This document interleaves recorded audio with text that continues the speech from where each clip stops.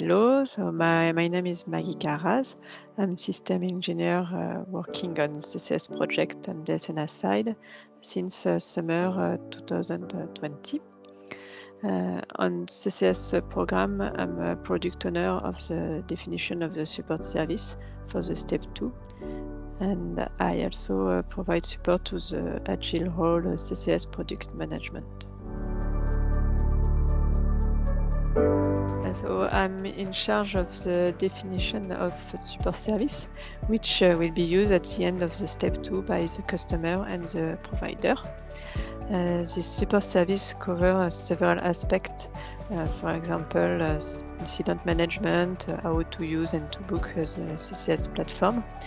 But for the step 2, they are especially linked to the implementation of the dataset. The dataset support service will describe for customer and provider how to prepare, validate, and deploy a new dataset during execution of the CCS platform.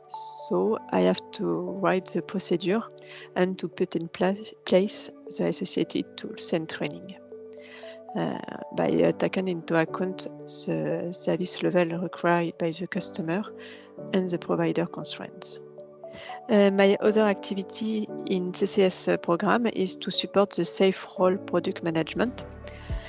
I follow and manage the backlog of the CCS step 2 operation in order to meet the customer needs.